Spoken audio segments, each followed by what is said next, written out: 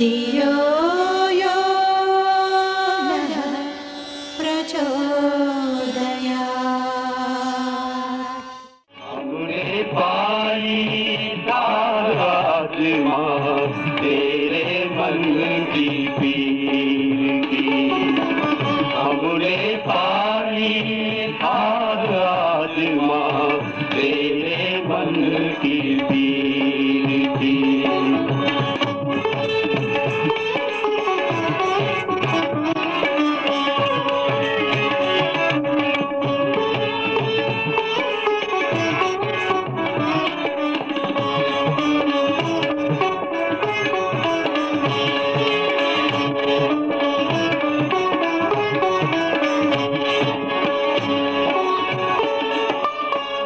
विवेकानंद विश्व में इस वासंती वेश में फहराई थी ध्वजा देव संस्कृति की देश विदेश में।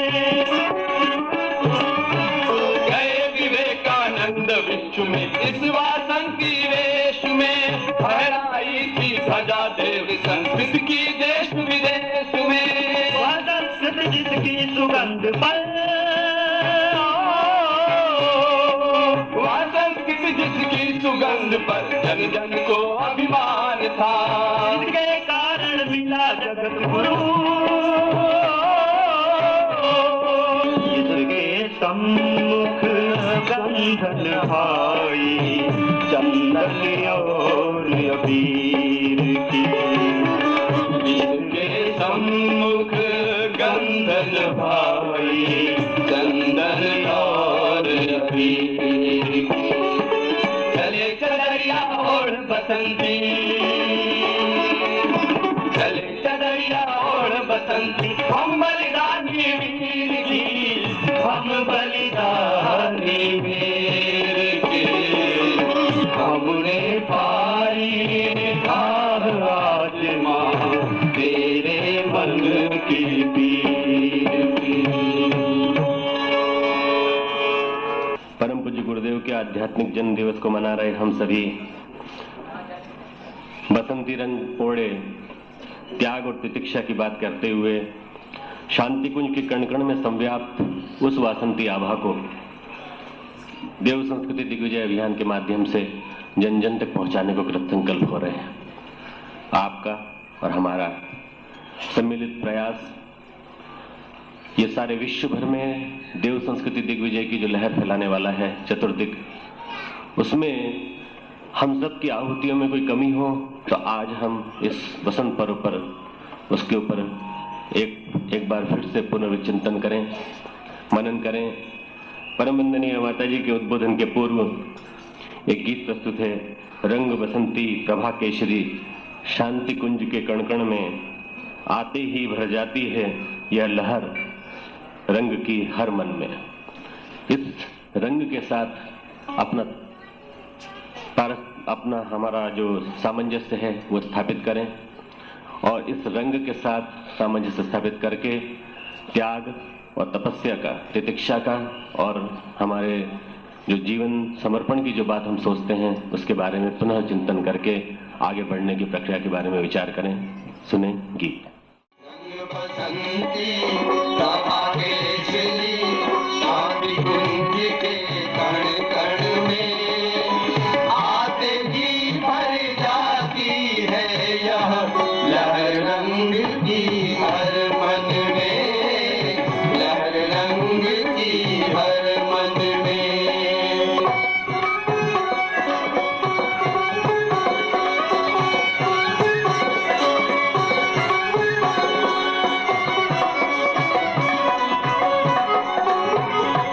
चोला था वासंती रंग का भगत सिंह की फांसी का, चोला था वासंती रंग का भगत सिंह की फांसी का।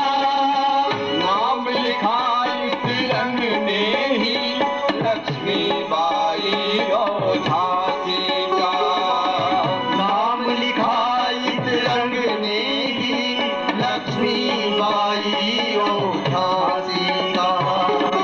आज बसंती वस्त्र पहन सब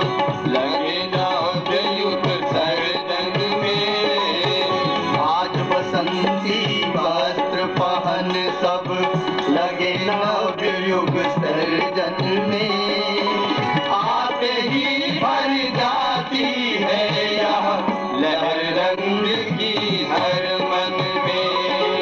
रंग बसंती प्रभा केशरी, शांति कुंज के कण कण में, आते ही भर जाती है यह लहर रंग की हर मन में, लहर रंग की हर मन में। रंग बसंती प्रभा केशरी, शांति कुंज के कण कण में, आते ही भर जाती है यह लहर रंग की हर मन में। ओम भूर्भुवः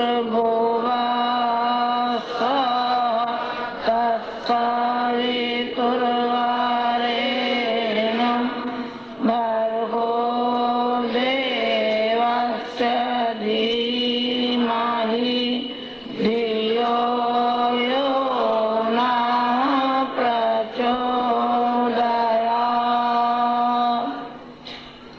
हमारे आत्मीय परिजनों, बसंत पर्व उल्लास और खुशी का ये पर्व है।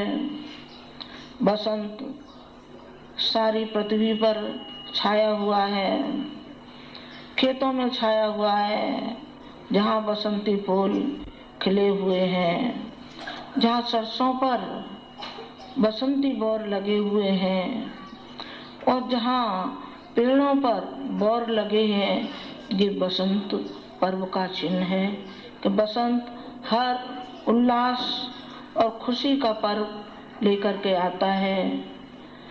सरस्वती कला की देवी का अवतरण आज बसंत पर्व के दिन ही हुआ था। इस बसंत पर्व को हम हर्ष और उल्लास में मनाते हैं और मनाते आए हैं और मनाते जाएंगे। इस रूप में भी मनाते जाएंगे। हमारे मिशन का जन्मदिन, हमारे पूज्यवर का आज जन्म पर्व है। आज सुबह से ही न मालूम क्यों मुझसे बोला नहीं आ रहा। उनका ये अपने जन्म से 15 वर्ष बाद एक बसंती बयार आई और एक बसंत का फूल आया और वो हृदय में विराजमान हो गया। वो बसंत का फूल, वो बसंती फूल कौन सा था? वो बसंती फूल था उनका गुरु, और उनके हृदय में विराजमान हो गया। उस दिन से ही हम बसंत पर्व, आध्यात्मिक जन्मदिन हम मनाते चले आ रहे हैं और मनाते चले जाएंगे। खुशी है, हाँ हमको खुशी है। हमारा मार्गदर्शक, हमारा प्रेरणा स्रोत जिसका कि आज जन्मदिन है, यदि आपके गुरु आपके अंदर हिम्मत और साहस और बुलंदी, संवेदना लेकर के आए हैं और जन जीवन के दुख और कष्ट और निवारण के लिए आए हैं, तो फिर तो आप धन्यवाद के योग्य हैं। एक के जीवन में आए जिन्होंने जन कल्याण के लिए सारा का सारा अपना जीवन लगा दिया। उनका यहाँ तो क्वार की त्रयोदशी का जन्म है, पर कभी भी उन्होंने अपना जन्मदिन उसको नहीं माना, कभी नहीं माना। उन्होंने कहा नहीं, ये मेरा जन्म नहीं है, असली जन्म मेरा, आध्यात्मिक जन्म मेरा बसंत पर्व का है। और उसी को वो आजीवन मनाते चले आए और मिशन की स्थापना उन्होंने बसंत पर्व के ही दिन उन्होंने मिशन की स्थापना की। और उन्होंने जभी से इस मिशन को न मालूम कब से अपने अंदर में उन्होंने समझाया था कि इतना व्यापक मिशन बनेगा। उन्होंने अपनी सारी जिंदगी इस मिशन के लिए लगा दी और ये मिशन खड़ा हो गया। कितना जवान हो गया ये मिशन। कभी ये बच्चा था, कभी वो बच्चा था। कब बच्चा था? तब बच्चा था जबकि उन्होंने 24-24 लक्ष्य के 24 पुरुषण किए थे, तब मिशन बच्चा था। फिर वो आगे बढ़े और उन्होंने सामाजिक प्रवेश में अपना पैर आगे किया। तब से ये मिशन दिनों दिन बढ़ता हुआ चला गया। क्या ये मिशन हमने और आपने बनाया है क्या? नहीं, हमने और आपने नहीं बनाया है। ये किसी का ख्वाब हो, ये कल्पना हो, तो ये कल्पना निकाल देनी चाहिए। सारा श्रेय जो जाता है उसी हमारे प्रेरणा के स्रोत को जाता है, जिन्होंने तिल तिल करके अपने जीवन को इस मिशन के लिए समर्पित किया। मिशन के लिए समर्पित नहीं किया, बल्कि पूरे राष्ट्र के लिए और पूरे विश्व के लिए उन्होंने अपने जीवन की बलि चढ़ा दी और अपने जीवन को समर्पित उन्होंने किया। क्या ऐसी हिम्मत और किसी में है क्या? देखने को दिखते तो जरूर हैं, पीले कपड़े पहन पहन करके दिखते हैं, लेकिन मुझे ऐसा मालूम पड़ता है कि मेरे ये नादान बच्चे हैं। ये नादान बच्चे हैं जो ऊपर से तो रंगे हैं, लेकिन भीतर से बसंती चोला नहीं रंगाएगा। भीतर से यदि बसंती चोला रंगा जाए तो वही हुक और वही उमंग, वही उत्साह उनके अंदर आना चाहिए जो गुरु जी के अंदर था। उल्लास, हिम्मत, 80 फूल, 80 साल उनके कितने खुशबूदार। हर एक साल, हर एक पन्ना उनका पलट के देखा जाए तो आप देखेंगे कि हर साल उनका एक नया जीवन, नया उत्साह, नई उमंग, नया संकल्प लेकर के बसंत आता था। उन्होंने कहा कि आज के दिन मेरा गुरु मेरे जीवन में आया और उसी को मैंने सब कुछ अपना भगवान मान करके और मैंने उसी की आज्ञा को श्रद्धार्य किया और जो भी आज्ञा प्रेरणा मिलती हुई चली गई वही प्रेरणा साकार रूप होती हुई चली गई। कहाँ से कहाँ आप देखिए, पुराने उसको इतिहास को खोल के देखिए तो आपको मालूम पड़ेगा गुरु जी कौन थे।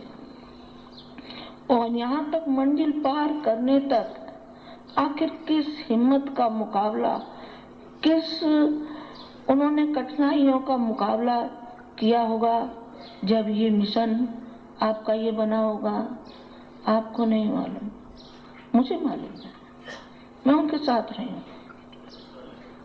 मैं उनमें पूरी तौर से समा गई थी और वो मेरे अंदर, मेरी रग रग में समा गए थे और अभी भी समाये हुए हैं, अभी भी समाये हुए हैं। मैंने उनके जीवन को बहुत निकट से पढ़ा और मैंने देखा कि ये मनुष्य नहीं है, ये तो कोई देवलोक से अवतार है, ये तो भगवान का स्वरूप है जिसके अंदर न लोभ है, न लालच है, न लिप्सा है, न इसके अंदर कोई यश की कामना है। किसी ने फूल चढ़ा दिए तो बहुत अच्छा, किसी ने गाली दे दी तो बहुत अच्छा। उनको कोई अपने अंदर न यश की कामनाएं होती थी और न किसी की कोई बुराई करता है तो किसी के लिए बुरा चिंतन नहीं होता था, कभी भी नहीं होता था उनका। ये मिशन उनके खून और पसीने का बना हुआ है। इस मिशन में उनके खून की एक एक बूंद, उनके पसीने की एक एक बूंद इस मिशन में समाई हुई है। अब आप लोगों का उत्तरदायित्व है कि इस मिशन को सींचने का। हम कब तक बैठे रहेंगे? नहीं बेटे, ज्यादा दिन हमारे भी नहीं होंगे। जहाँ तक मैं समझती आगे तो भगवान मालिक है, पर हम कब तक बैठे रहेंगे और कब तक आप हमारे कंधों पे खेलते रहेंगे? आप कंधों से नीचे उतरिए और आप हमको अब कंधा दीजिए बूढ़े माँ बाप हो जाते हैं तो संतान उनको कंधा देती है, आप हमारी संतान हैं, आप हमारे बेटियां हैं, आप हमारे बेटे हैं, तो अब तो हमारी बारी है कि हम आपके कंधे का सहारा लें। अब हमारी उम्र और आपकी उम्र ये नहीं है कि हम आपको झुंझुना पकड़ा दें और आप झुंझुना को ही सब कुछ समझने लगें, आप गुब्बारे को ही सब कुछ समझने लगें कि गुब्बारा छोटे बच्चे को दे दिया जाता है और छोटा बच्चा उसी में मग्न रहने लगता है। आपको माला थमा दी, आपने माला को ही सब कुछ समझ लिया। ऐसा नहीं, अपने जीवन का परिशोधन भी कीजिए। जो आपको किस रास्ते पर जाना है उस रास्ते को भी आप चुनिए। माला के साथ साथ अपने जीवन की धुलाई कीजिए, अपने अंतरंग की धुलाई कीजिए, जिसमें कि चेतन अचेतन में न मालूम कितने कितने दोष और दुर्गुण भरे हुए हैं। इन दोष और दुर्गुणों को हम निकालते हुए चले जाएं, ये आपको सोचना है, आपको समझना है और आपको ये भी समझना है कि हमारा पिता, हमारा गुरु जो उत्तरदायित्व तो हमारे कंधे पर सौंप करके गए हैं, उनको हम भली प्रकार से इसको निभाते हुए चले जाएं। लेकिन हाय रे दुर्भाग्य, उस जड़ता को क्या कहा जाए कि जो अपनी ही लिप्सा, अपना ही मोह, अपने में ही मग्न रहता है, माँ मोह के चक्कर में ऐसा पड़ा है कि उसे न मिशन दिखाई पड़ता है और न ये राष्ट्र दिखाई पड़ता है, न समाज दिखाई पड़ता है, उसे कुछ दिखाई नहीं पड़ता है। हृणाक्ष की तरीके से उसे सिवाय सोने सोने के अलावा और कुछ दिखाई नहीं पड़ रहा है, सिवाय अपने बीवी बच्चे कमाई, इसके अलावा उसको दूरगामी परिणामों पर कोई विचार, कोई चिंतन उसका आता नहीं है। अब ये समय आ गया है कि हमको सोचना चाहिए, समझना चाहिए कि आगे हमको क्या क्या काम करने हैं। जहाँ अश्वमेध हो गए हैं वहाँ भी क्रियाकलाप चलते रहने चाहिए। ये नहीं हो कि अश्वमेध तो हो गए, ये भी गुरु जी की प्रेरणा से ही हो रहे हैं। आप ये मन समझिए किसी व्यक्ति विशेष के हैं, किसी व्यक्ति विशेष के नहीं है। किसी व्यक्ति विशेष के हों तो अब करके दिखा देना, वो व्यक्ति विशेष के नहीं है। वो तो एक झोंका आता है और एक समय आता है, एक समय आता है, उस समय के अनुसार ही चलते चलते जिस तरीके से हवा आती है, पत्ते भी उड़ते हैं और डंठले भी उड़ते हैं, कागज भी उड़ते चले जाते, उड़ते हुए चले जाते हैं। उस हवा में, उस झोंके में जो ताकत थी और जो शक्ति थी, उस शक्ति का सारा श्रेय उस शक्ति को जाता है, व्यक्ति को नहीं जाता है। व्यक्ति ने कभी ये सोचा कि श्रेय हमारे लिए है, हमने ये किया, हमने वो किया, हम गए और ये मारा, वो पछाड़ा और ये किया वो किया। इसमें तो सिवाय अहंकार के और कुछ नहीं बोलता है। अहंकार बोलता है। ये कहिए कि हमसे ये काम कराया जा रहा है, हम निमित्त मात्र है, ये कार्य तो सारा उसी को अर्पण है जो हमें दे रहा है। जो दे रहा है उसी का सब कुछ है। तेरा तुझको सौंपते क्या लागत है मोल। जो करा रहा है उसी के लिए ये हमारा श्रम, ये हमारा पसीना, उसी के लिए हमारा ये समर्पित है। आगे अन्याज में आपको बहुत कुछ कार्य करने पड़ेंगे, रचनात्मक कार्य आपको अभी से करने पड़ेंगे। आप आगे की चिंता मत करिए कि फिर कभी किया जाएगा, फिर कभी नहीं किया जाएगा। स्वतंत्रता आंदोलन में जिन्होंने जो शरीक हुए, जिन्होंने जो अपनी बलवेदी पर चढ़ गए और जो जिंदा रहे, उन्होंने कुछ पा लिया। उन्होंने पेंशन पा ली, हवाई जहाज की टिकट पा ली, रेलों में मुफ्त घूमने लगे। अब कोई ये कहे कि हम जेल जाएंगे और हमें भी सर्टिफिकेट हमें भी मिल जाए तो मिल जाए किसी को, अब नहीं मिलेगा। तब एक समय था, जो समय था तभी कुछ हुआ था।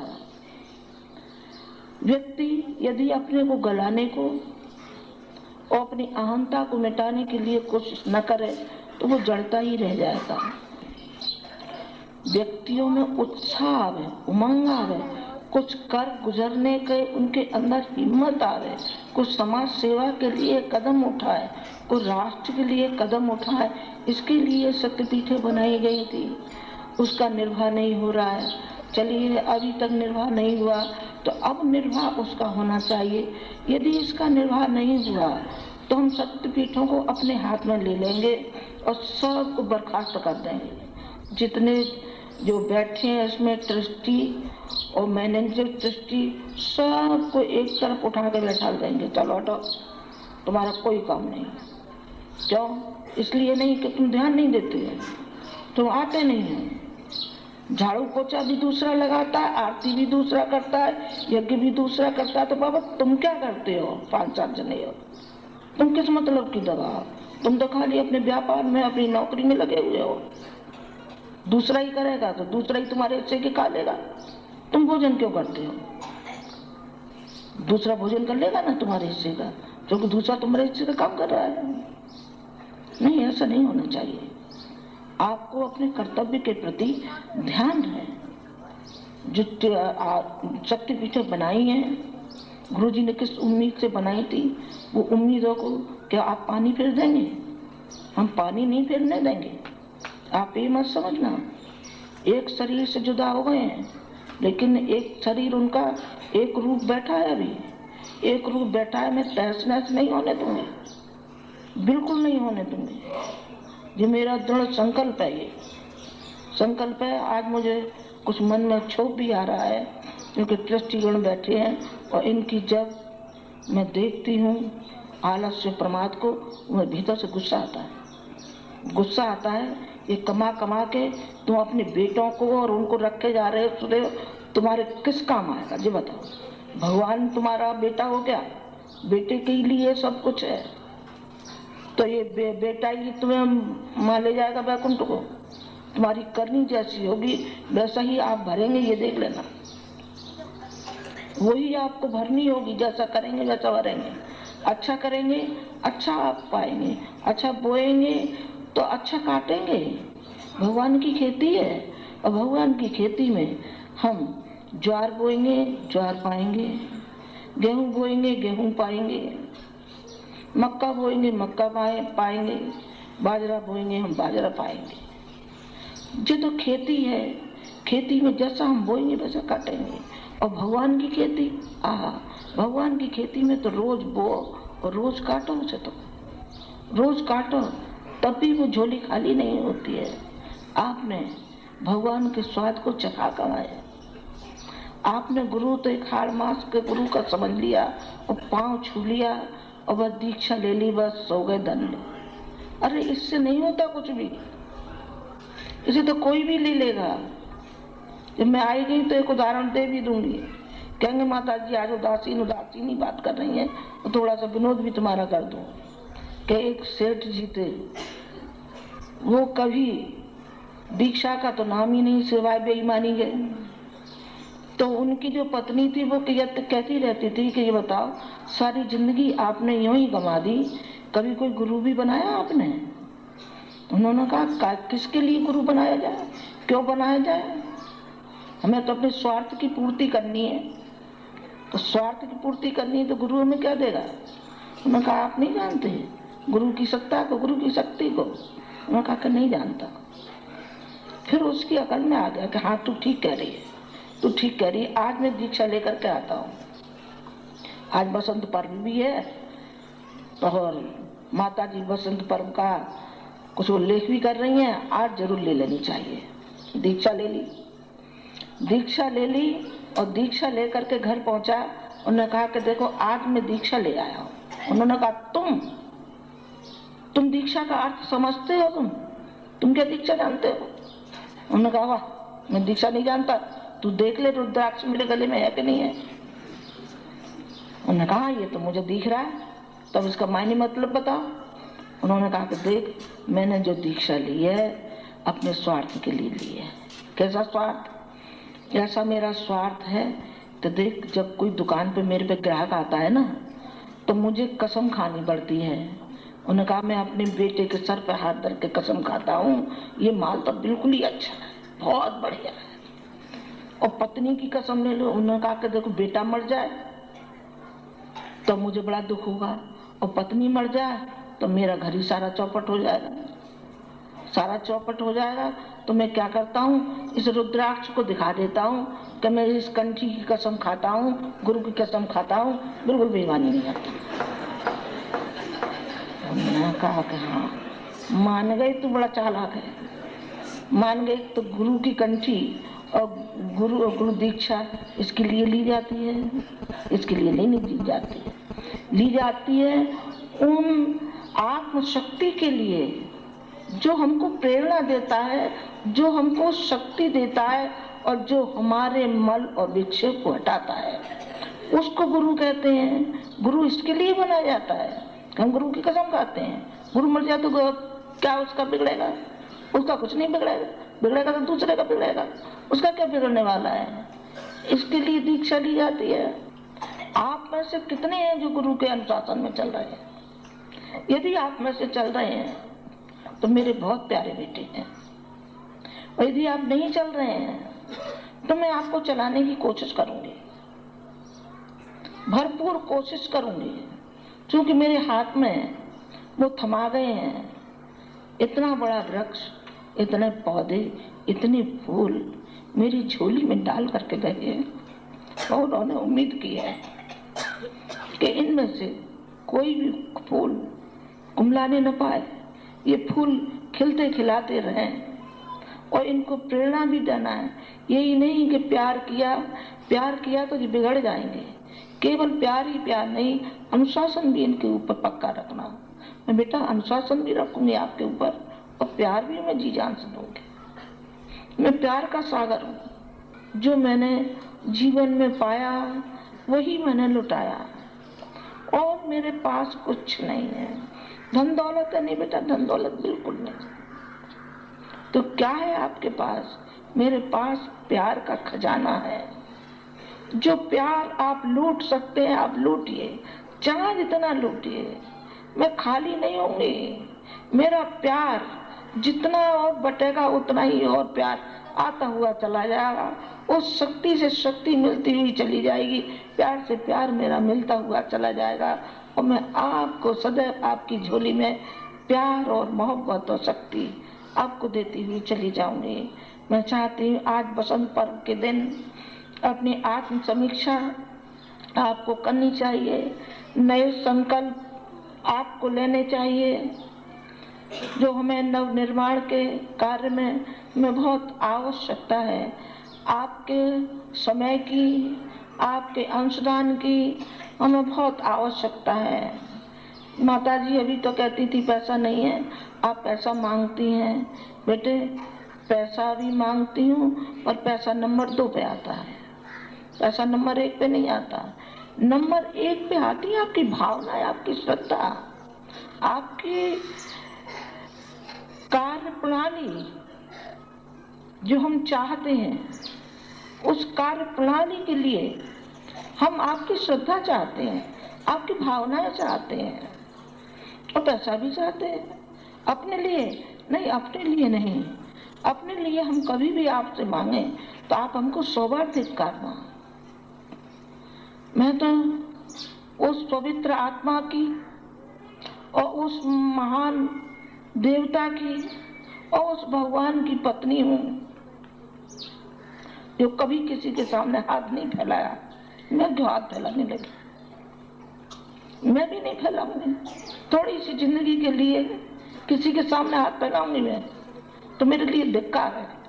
मैं हाथ नहीं फैलाने वाली, लेकिन मिशन के लिए मुझे कोई लाज भी नहीं। मिशन के लिए तो मुझे दर दर भी जाना पड़े तो मैं जाऊंगी भी, और जाती भी हूँ। छोटे कार्यक्रमों में तो नहीं जा रही मैं, मेरा कोई जाने का वो भी नहीं है बड़े कार्यक्रमों में। अब मेरा उतना शरीर थोड़ी काम करता है, पर मैं इस शरीर को भी जैसा भी है वैसे मैं ले जा करके बैठ जाती हूँ सबके बीच में, क्योंकि मैं अपने बच्चों को देखने के लिए, इनको प्रेरित करने के लिए, इनको शक्ति के लिए आई हूँ। और मुझे जरूरत पड़ी, मेरे बच्चे कायर निकले और करने बुज़दिल निकले, तो मैं छोटे कार्यक्रमों में भी आना शुरू कर दूंगी, मुझे कुछ नहीं लगता। पर मुझे यहाँ का ख्याल रहता है, यहाँ का ख्याल रहता है कि शांत कुंज जब तक हूँ तब तक तो कम से कम मैं बैठी रहूं, इसको भी देखभाल करती रहूं। यहाँ भी मेरे बच्चे हैं, इसलिए मैं छोटे कार्यक्रमों में मैं नहीं जाती हूँ। मेरी फिर खींचातानी ऐसी हो जाएगी कि बस एक दिन भी मैं यहाँ नहीं रह पाऊंगी। इसलिए मैंने अंकुश लगा रखा है, तो मैं छोटे कार्यक्रमों में नहीं जाती, असीमित कार्यक्रमों में जाती हूँ, बड़े कार्यक्रमों में जाती हूँ। पर यदि मुझे ऐसा लगा कि मेरे बच्चे आलसी और प्रमादी हैं, तो मैं हर घर को खटखटाती हुई जाऊंगी, हर घर की कुंडी खटखटाती हुई जाऊंगी। जिस तरीके से आपको मालूम नहीं है गुरुजी ने किन किन परिस्थितियों का मुकाबला किया है। अपने कंधे पे बिस्तर रख करके चलते थे, 3rd क्लास में चलते थे। जब वहां से उतरते थे और जयकारे हुए लगाते हुए व्यक्ति आते थे हजारों की तादाद में, तब व्यक्ति समझ पाते थे कि ये कौन है, कौन है।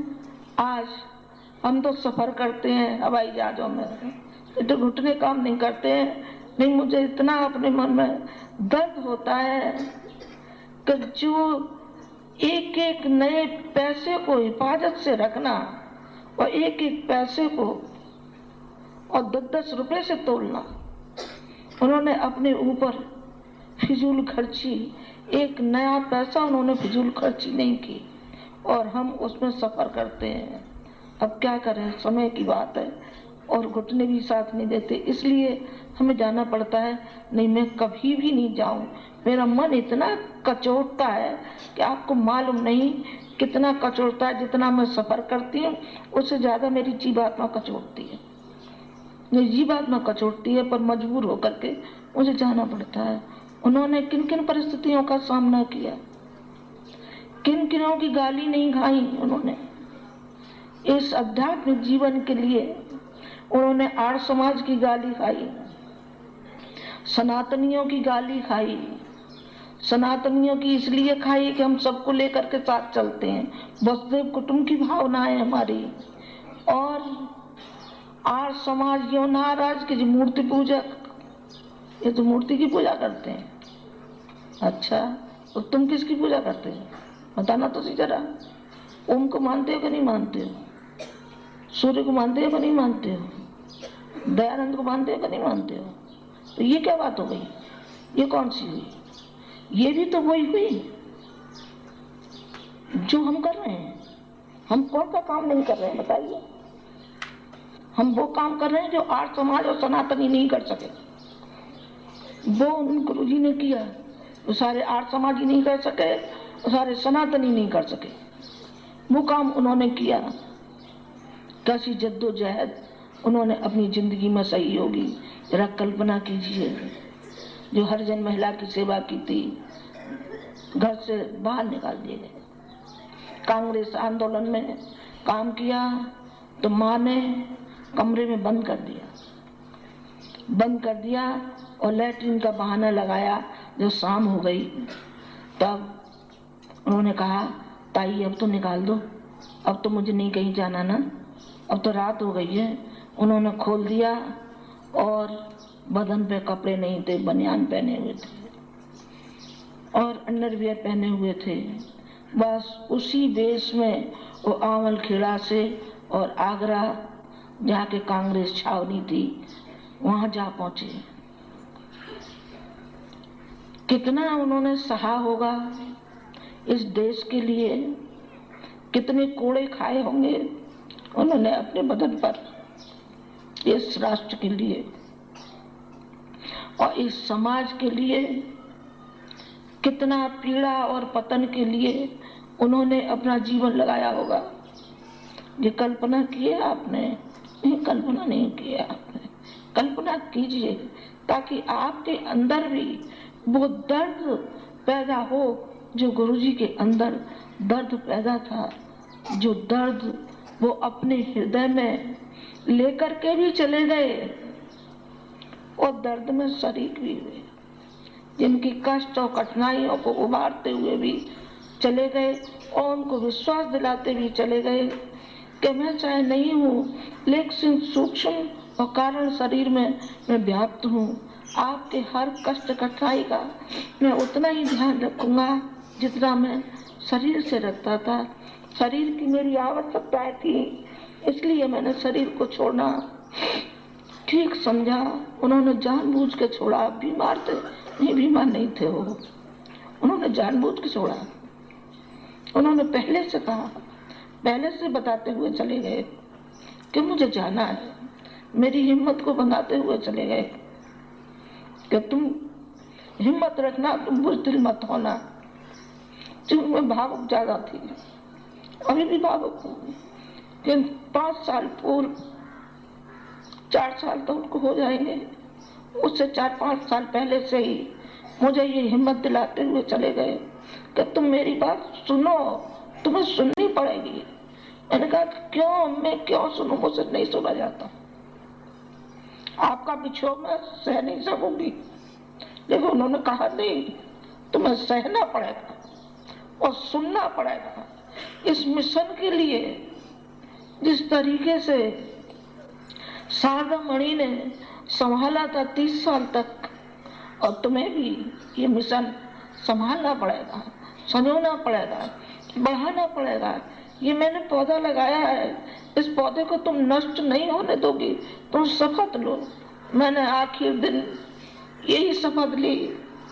मैंने कही मेरे देवता, मेरे भगवान, मैं आपसे शक्ति ही चाहती हूँ, मनोबल ही चाहती हूँ, ताकि मनोबल के सहारे मैं अपने परिवार को, जो इतना विशाल मेरा परिवार है, इतने मेरे बच्चे हैं और बच्चियां हैं, बेटे और बेटियां हैं, उनको मैं आपके बिछोह को वो सह लें, मैं सह लूंगी तो वो भी सह लेंगे, और मैं मुरझाऊंगी तो वो भी मुरझा जाएंगे। मैं आज के दिन चाहती नहीं थी कि मेरी आंखों में पानी आवे। आज तो खुशी का पर्व है, उल्लास का पर्व है, उनका जन्मदिन है, पर बेटा मैं क्या करूं, मजबूर हूं। कल से जो मेरी हालत हो रही है मैं ही जानती, पर क्या मेरी हालत को आप नहीं जानेंगे क्या? आपको जानना चाहिए। ऐसे लड़कों ने एक गीत गाया था, क्या गीत तक ही सीमित हो जाएंगे क्या कि माँ का दुख दर्द हमने आज जान लिया है। आज जाना है तुमने, 4 साल से नहीं जाना था क्या? नहीं जाना था तो आज जान लो। आज तुम जान लो कि इस मिशन के लिए आप उसी तरीके से चलेंगे जिस तरीके से आपका गुरु। इस मिशन के लिए उन्होंने तिल तिल अपने को गला दिया और अपने को समाप्त कर दिया। इसके लिए आपको समाप्ति के लिए तो नहीं कहा जा रहा है, लेकिन आपको मिशन के लिए कहा जा रहा है कि आप इस मिशन को दिनों दिन बढ़ाते हुए चले जाएंगे, कदम से कदम मिलाते हुए चले जाएंगे। आप बहनों को भी ऊंचा उठाएंगे। आप स्वयं ही जितने हैं उतने नहीं रहेंगे, बल्कि आप ऊंचे उठते हुए आपका मनोबल, आप आगे आगे की पंक्ति में चलेंगे। मुझे बहुत खुशी होगी कि मेरे बालक हिम्मत वाले हैं, साहस वाले हैं, बुज़दिल नहीं है, कायर नहीं है।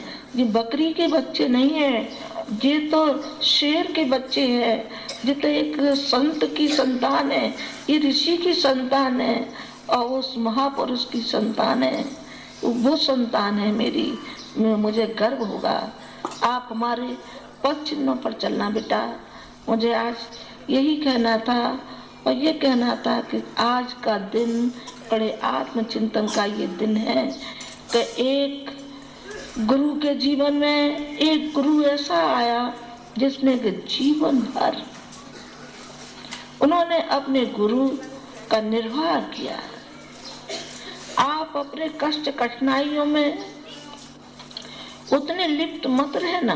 तुम्हारी कष्ट कठिनाइयां हल हो सकती होंगी तो कर देंगे, और नहीं हो हल हो सकती होंगी तो अपने प्रारब्ध के लिए आप निर्भय होकर के, कड़े होकर के आप हिम्मत से खड़े रहिए कि ये दुनिया तो आनी जानी है।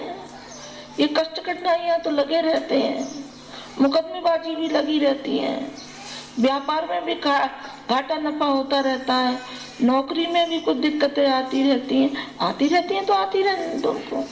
वो आएंगी, अपने तरीके से आएंगी और हम अपनी तरीके से चलेंगे।